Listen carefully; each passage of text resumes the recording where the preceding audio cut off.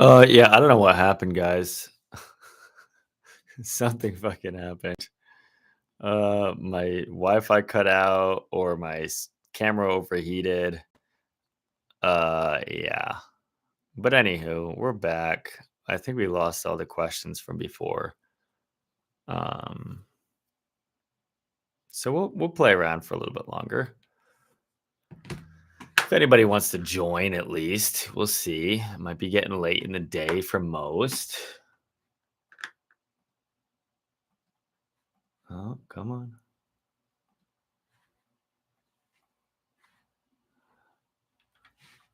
Damn, it stopped your question? Oh, in your question? Uh, uh, Ask your question once more. And James said, yes, Anaconda. We're picking up like we just where we stopped, whatever the saying is. What was your question? Apostolis? Because I want to finish answering that. And James, in the meantime, Anaconda, Montana. That place is so cool. I was there for a handful of days, shooting a project, and I loved it up there. So I would love to. Maybe go ahead and email me. My email's in my YouTube and my Instagram description. And send me an email with the subject line something about Anaconda or something so I can see it easily. Because I would love to talk about that. That would be a blast. And it sounds like we got a little bit into the summer to figure that out. Anywho, Luca, outside of YouTube and DPing, what would I say is my favorite activity? Music has been a blast. Honestly, I've been playing a lot of music. As you can see, you might be able to see it. Where is it? Oh, it's probably not there. Somewhere. There it is. The MIDI keyboard. I've been fucking around with friends about recording music. I'm not actually like, don't look for it on Spotify because you're not going to find it. I'm never going to make it that far, but it's been fun to just screw around and play music with friends. And then now that it's warm-ish here in Utah, more outdoors shit because it's gonna be a camping summer, baby. I just want to grill. I want to fucking take my car into the woods and go camp. So we'll probably get a lot of content that's just like me sitting in the woods. What are your for the 21 of us that are here? My 21 biggest fans. What are your guys' thought about me doing content that's not necessarily cinematography and more like me in life looking cool? So it's still cinematic looking, but just doing things in my day-to-day life, like camping and shit like that. What are your thoughts on that? You can be brutal. You don't need to be a yes man. Tell me straight up. Um, and then how do I balance my time between working and taking time off to enjoy my other interests and spend time with the people I love? This is a good question. Because it's something that a lot of us struggle with, especially me. I think I've had a little bit more of a careless mentality, which kind of is backhanded because I feel guilty a lot of the time as well. But this careless mentality of like, you know what, fuck it. It cannot, it doesn't have to happen right now, whatever it is. It doesn't have to be right now. I think it's more important for me to just not even work, not bring this at all, and just have fun. And kind of have a balance that way. Because it is important. And then when I come back from that, I still feel creative and fun and kind of recharged. Let's see. Lo-fi. Only have a budget of $3,000, but I'm not a beginner. What gear should you take? Well, we talked about the Pocket 4K before. I think that plus lenses are two. You could go for the 18 to 35 Sigma. That's always a tried and true classic. That's what I ran for a long time. That's an option. Then maybe two lights, cheaper lights. Lights now get a lot more bang for your buck, honestly. So you're in a good time frame for that. But I'd say something like that. Pocket 4K or equivalent. Maybe even a Pocket 6K and a couple lights. Something that'll cover all the bases for you. Oh yes, okay. Apostolis. We have So we talk about the course. So I designed that course, and I swear to fucking God, if it cuts out, I'm sorry. I'm scared my camera's gonna overheat. Um, okay, so yeah, when I made the course, it was like because when I started with lighting, I didn't know what the hell a C stand was. Didn't know anything. So that's kind of like where my course starts is learning the basics and stuff like that. C stand, gear, and then moving through the course, you implement kind of in a small scale how utilizing these new learned things. Like, okay, I know what these items are. Let's start crafting lighting. Let's start. Sorry, I got a call. Let's start crafting that into a scene, and then once you get a little bit more grounding, we go on to the next chapter, and it's like, okay, now we're here, pretty much step by step to be proficient on a set, learning everything because lighting is really daunting. There's a lot of elements to it. I didn't do any lighting for the first 7 years of my photography career. I was a natural light photographer because I didn't know what the fuck to do with lighting. So I think my course is really designed for like starting off and learning all of that from the beginning. Or if you even know a good amount already, it's still helpful throughout like that later half of the course as well.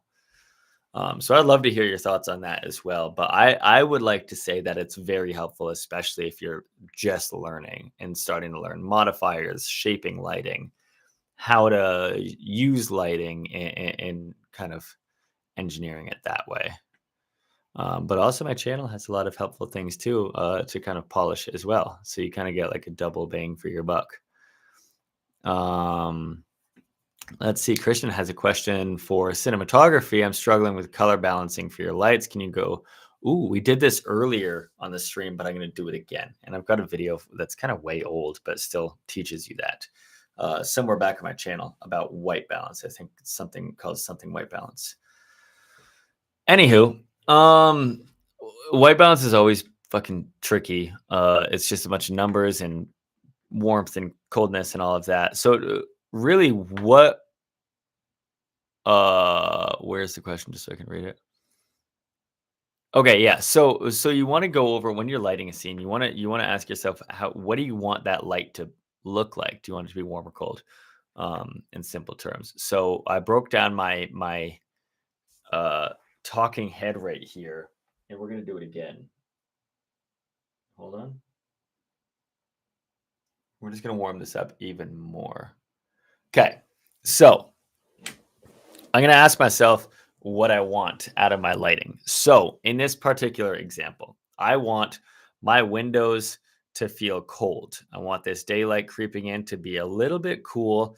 And then I want the light on me to render warm because I kind of want to create the separation between myself and the rest of the scene that then puts focus on me. That was kind of my goal. I'm talking about it like it's a fancy setup. It's just a single light talking head, but it's, I think, a good example. So to do that, we know that daylight outside is about 5,600 Kelvin. So when you put your camera to that, let's even turn this off. When I put my camera up to 5,600 Kelvin, which we're going to do right here, despite the blinds being a little bit shifted, like if I were to really open this, that's white. That's your white tones right there. So that's 5,600 Kelvin. But once I turn this warm light on, I've got this light set to 3,100 Kelvin. I'm warm as well. I feel like everything is just very flat, muddy, warm, monochromatic, and I'm not getting that cool and warm separation that I want. So, knowing that my daylight is 5,600 Kelvin and I can't really change that, I'm going to first step make this light warmer. So, I've got that at 3,000 Kelvin. So, now I've got that separation, but it still looks warm because I've got to dial that in camera. So, my goal is to split the difference between the both. So I want it to be cooler than daylight so that our daylight renders cool, but not too cool to where my skin tone light gets washed out. So let's go. One thing I do a lot is 4,200 Kelvin with this split.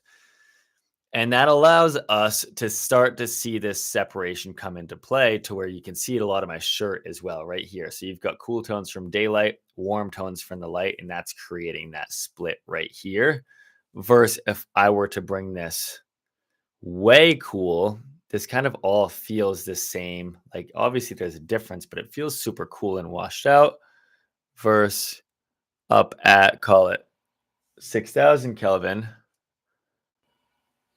Everything is warm and muddy and stuff. So by bringing it down to whatever 4,200 Kelvin, I create that separation. So it's really intentional of like,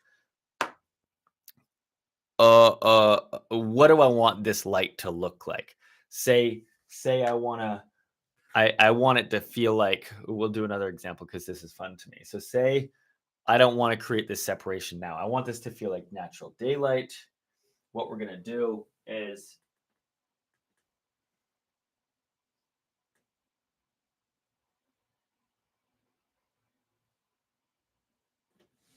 okay.